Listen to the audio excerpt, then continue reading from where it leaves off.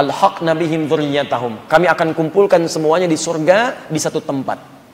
Jadi kita punya kesempatan ke surga bersama keluarga. Anak kita, cucu kita, kerabat kita. Kalau Allah tawarkan satu keluarga, kenapa antum memilih sendiri-sendiri? Ayo.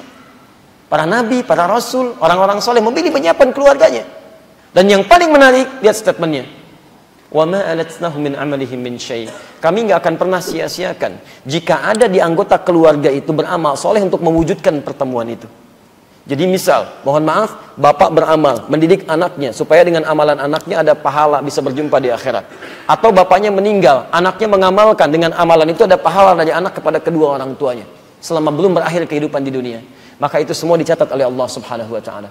Antum mendidik anak, disekolahkan di sekolah Islam, dia belajar Quran, setiap bacaan Qurannya antum dapat pahalanya. Antum meninggal dunia, anak masih hidup, ketika dikerjakan anak, antum dapat pahalanya.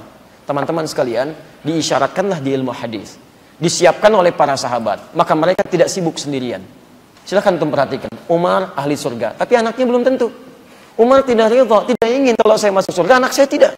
Makanya disiapkan oleh beliau, bagaimana caranya saya investasi, ketika saya kerjakan, saya lakukan, saya berikan pendidikan untuk anak saya, mendapatkan kesempatan serupa seperti saya mendapatkannya. Maka dididik anaknya. Tapi yang paling penting untuk garis bawahi, apresiasi dari Allah Subhanahu wa taala. Ketika orang tua mendidik anaknya dengan baik, ternyata bukan hanya sekedar keinginan anaknya mendapatkan karunia yang sama. Otomatis dari situ ada pahala untuk orang tuanya. Maka ketika Abbas, ketika Umar mendidik anaknya untuk menjadi saleh, kesolehan anaknya akan menjadi royalti untuk kedua orang tuanya sebagai bekal dia ke surga. Maka dalam ilmu hadis diberikanlah isyarat di situ. Ketika ada orang tua bisa mendidik anaknya, maka nama anaknya dihapuskan, dilekatkan kalimat inisialnya, ditunjukkan pada orang tuanya. Abdullah nama anaknya, dihapuskan anaknya, dimasukkan nama ibnunya sebagai isyarat. Anaknya Umar, untuk menunjukkan kesan bahwa Abdullah bisa muncul begini karena peran bapaknya.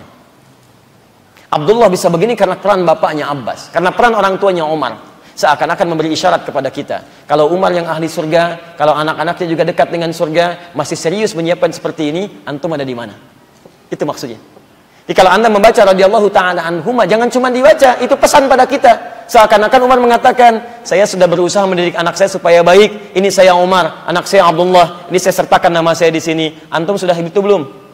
Antum punya persiapan belum? Jangan-jangan bapaknya rajin ta'lim, anaknya dibiarkan. Bapaknya ke masjid, anaknya didiamkan. Yang paling aneh, teman yang jauh diingatkan, teman di rumah tidak diingatkan. Akhi, kemana aja kemarin nggak kelihatan ta'lim, ayo Isa aja nggak nampak, anak sendiri nggak diajak. Itu yang jengnya jilbabnya tuh belum nyunah ya. Iya, anak sendiri nggak berjilbab. Ayo coba lihat.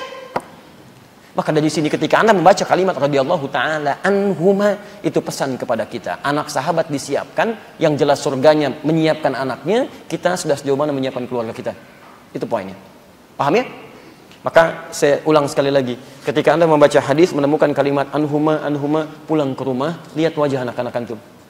Apakah bisa saya berjumpa dengan anak-anak saya lagi? Lihat. Terutama antum menjelang tidur lah. Lihat anak antum. Lihat.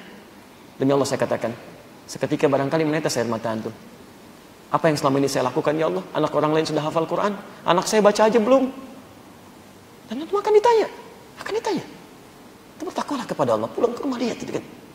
Mintalah ampunan kepada Allah. Nangis antum, minta, dan Allah akan robah seketika. Allah turunkan rahmatnya. Ketika penyesalan lahir, air mata mengalir dan meminta saat itulah kemudian mudah doa untuk diijabah. Mohon kepada Allah, ini turun. Antum mau cari alasan apa lagi? Abbas itu pengusaha Pak. Paman Nabi pengusaha, usahanya sukses, orangnya sibuk, tapi masih sempat belajar sampai hafal 200 hadis. Di balik pelajarannya masih sempat investasi anak, sampai juga menguasai ilmu hadis dan fikih, bahkan Quran. Bapaknya 200 hadis, anaknya 2000 hadis. Antum bayangkan, Umar sibuk jadi presiden, ya, dan sahabat Nabi. Saat hidup berjuang bersama Nabi, meninggalnya juga dikubur di samping Nabi, di surganya bersama Nabi, masih menyiapkan anak yang masih sempat juga Ibnu Umar, hafal 2800 hadis.